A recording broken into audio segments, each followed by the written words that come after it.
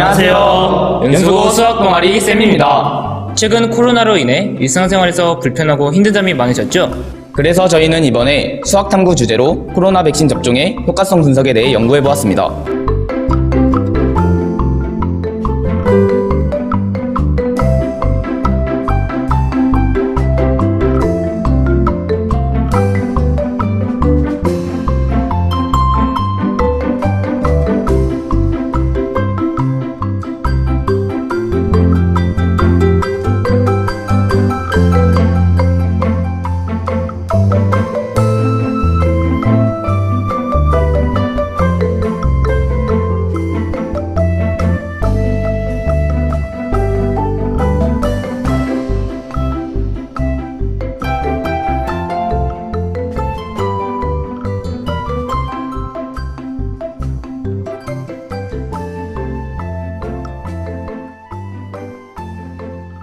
넌 무슨 일 왔어?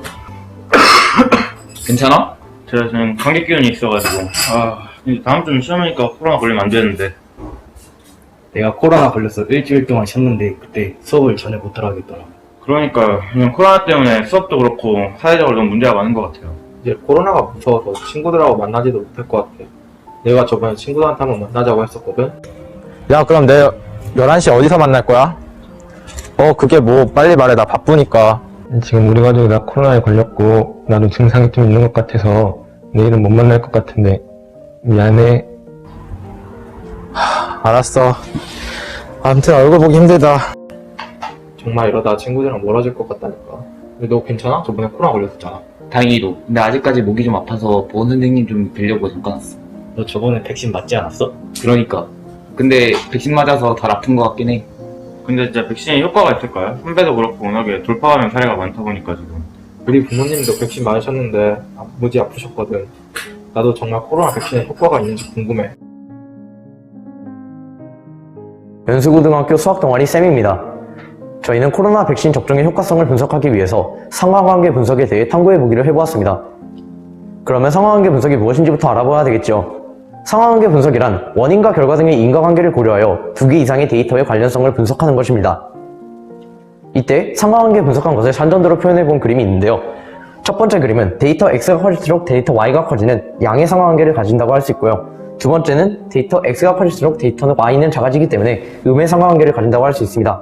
반대로 세 번째 그림과 같이 아무 관련 없이 산전도가 퍼져 있게 된다면 이때는 상관관계가 없다고 표현할 수 있습니다. 그러면 어떻게 상관관계 분석을 해야 할까요?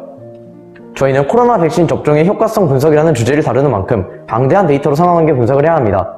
데이터가 수백 수천 개이기 때문에 저희 동아리원들이 일일이 직접 작업하면 시간이 너무 오래 걸리겠죠?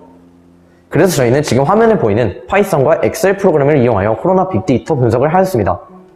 먼저 엑셀을 이용한 상관관계 분석입니다. 모두가 쉽게 접할 수 있는 프로그램이죠. 위에 보이는 엑셀 사진에서 데이터 목록 끝에 데이터 분석이라는 버튼이 있는데 이를 이용하여 상관관계 분석을 할 수 있습니다. 또한 엑셀 파일을 CSV 파일 형태로 저장하여 파이썬과 연계시킬 수 있습니다. 두 번째로 파이썬입니다. 구글에서 제공하는 구글 콜랩을 이용하여 파이썬 언어 기반 데이터 분석 프로그램인 텐서플로우를 불러옵니다. 방대한 데이터인 만큼 정확한 분석이 필요하기 때문에 데이터 분석 프로그램인 텐서플로우를 사용하게 되었습니다. 여러분들은 코로나 백신이 코로나로 인한 사망률을 줄여들 수 있다고 생각하시나요? 저희가 직접 프로그램을 만드는 과정을 보면서 계속 이야기를 진행해 나가도록 하겠습니다. 엑셀의 데이터 상관관계 분석 기능을 이용해 코로나 백신 접종의 효과성을 분석해 보겠습니다. 상관관계 분석 기능을 이용하는 방법은 차례대로 파일 옵션 추가 기능에 들어가신 후 하단의 관리에서 엑셀의 추가 기능을 선택하시고 이동을 누른 다음 분석 도구를 선택하면 데이터 분석 기능이 추가됩니다.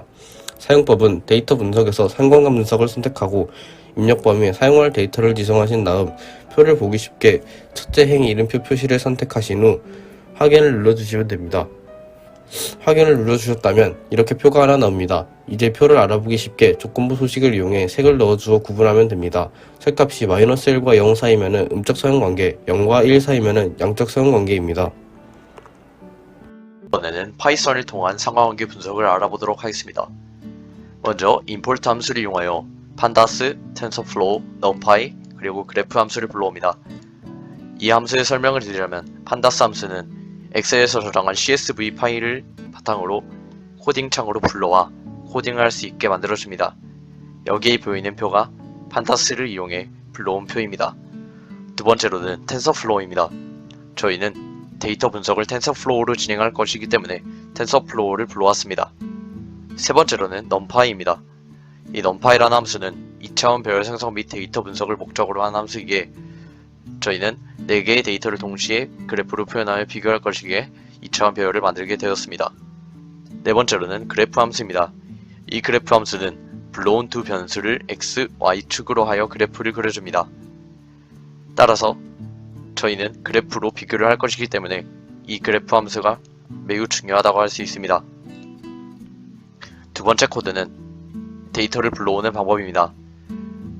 저희는 구글 드라이브에 데이터를 업로드하여 그때그때 불러오도록 하였습니다.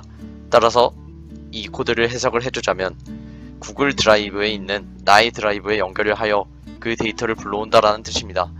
따라서 이 셀을 실행을 시켜 저희는 인터넷만 연결이 되면 언제 어디서든 데이터를 불러올 수 있게 하기 위해서입니다. 세 번째로는 백신의 파일 경로를 지정하는 역할입니다. 앞서 구글 드라이브에 연결을 한다고 말씀을 드렸는데 그 구글 드라이브는 인터넷상이기 때문에 링크가 존재를 합니다. 따라서 이 링크를 파일 경로로 지정을 하게 된다면 이 파일 경로는 데이터가 들어있는 경로가 되게 됩니다. 또한 이 데이터 경로를 인코딩 CP949를 통해 정상적인 형태로 저희 눈에 보이게 해주고 다음에 백신 N차 접종 데이터 .head를 통하여 저희는 이 그래프의 모형을 확인할 수 있습니다.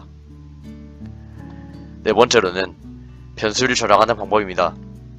앞서 말씀드렸듯이 그래프 함수는 불러온 두 변수 x, y축으로 하여 그래프를 그려줍니다. 따라서 두 변수가 필수적으로 필요하기 때문에 변수를 설정하여야 됩니다. 따라서 마지막 네 번째 셀에서는 변수를 저장하는 역할을 합니다. 예를 들어 당일 1차 백신 접종이란 데이터는 백신 N차 접종 데이터에서 당일 통계 1차 접종이라는 변수를 저장한 것입니다. 따라서 코딩창에서 당일 1차 백신 접종을 이용하면 CSV 파일 내에 있는 당일 통계 1차 접종을 이용할 수 있습니다. 마찬가지로 코로나로 인구 확진율, 전체 누적 3차 백신 접종 등 여러가지 변수를 활용하여 그 둘 상관관계를 분석할 수 있습니다. 자세한 분석 결과는 이어서 PPT 발표에서 보시겠습니다. 영상 잘 보셨나요? 이제 영상을 바탕으로 데이터 분석을 해드리도록 하겠습니다. 위 엑셀표를 보면 코로나 백신과 사망률 사이의 관계를 알 수 있습니다. 이 상관관계표는 두 수치가 강한 양의 상관관계가 있을 때 플러스 1, 강한 음의 상관관계가 있을 때 마이너스 1에 가까운 값이 나타납니다. 이 사실을 바탕으로 보면 코로나 백신과 사망률 사이의 관계를 알 수 있을 것입니다. 이 표에서 주로 백신 접종률과 사망률 사이의 숫자가 마이너스 1에 가깝게 나오는 사실을 확인할 수 있는데요. 이 말은 두 지표가 음의 상관관계를 가진다는 뜻이지요. 이에 따라 저희는 1, 2, 3차 백신 접종 모두가 코로나로 인한 사망률을 줄일 수 있다는 결론을 얻을 수 있었습니다. 다음은 파이썬으로 상관관계 분석을 한 결과를 말씀드리겠습니다. 앞서 말씀드렸다시피 파이썬과 엑셀은 서로 연계 작업이 가능하기 때문에 엑셀에서 추출한 데이터를 CSV 파일로 저장한 후 데이터를 불러와 그래프 함수를 이용하여 두 변수 사이의 관계를 그래프로 표현할 수 있습니다. 따라서 위 자료를 보시면 각 그래프의 X축은 1, 2, 3차 백신 투여량, Y축은 사망률을 뜻합니다. 먼저 1차 백신의 그래프를 보신다면 그래프의 선이 우하향으로 향하게 된다는 것을 알 수 있습니다. 즉, 이는 음의 상관관계를 가졌다는 뜻이 되고 1차 백신의 투여량이 늘어날수록 사망률은 줄어든다라는 말이 성립합니다. 두 번째로는 2차 백신입니다. 2차 백신의 그래프를 보면 1차 백신과 매우 흡사하죠. 이는 두 백신의 접종 시기와 성질이 비슷하기 때문입니다. 따라서 앞의 그래프에서 1, 2차 백신을 동시에 비교한 그래프를 보아 두 백신의 공통성과 효과성을 더욱 쉽게 비교할 수 있습니다. 이를 근거로 2차 백신도 1차 백신 그래프와 마찬가지로 우하향 그래프이며 2차 백신의 투여량이 늘어날수록 사망률은 줄어든다는 사실을 알 수 있습니다. 마지막으로는 앞선 두 그래프와는 확연히 다른 모양을 보이는 3차 백신 접종의 그래프입니다. 3차 백신 접종의 그래프는 앞선 그래프와 마찬가지로 우하향 그래프의 모양을 나타내지만 1, 2차 백신에 비하여 X축의 길이가 짧은 사실을 알 수 있습니다. 이는 1, 2차 백신의 접종기간에 비하여 늦게 출시된 3차 백신의 접종기간이 낮기에 백신 투여량이 기록된 알타가 적기 때문입니다. 이를 토대로 저희가 파이썬으로 분석한 내용을 정리해보자면 1, 2, 3차 백신 모두 코로나 백신 사망률을 줄이는 데 효과가 있고 그중 3차 백신이 다른 1, 2차 백신에 비하여 더욱 효과성이 좋았던 백신이라는 사실을 알 수 있습니다.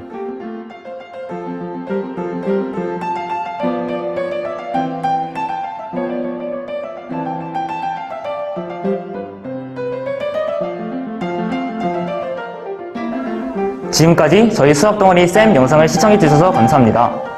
연수고 렛츠고!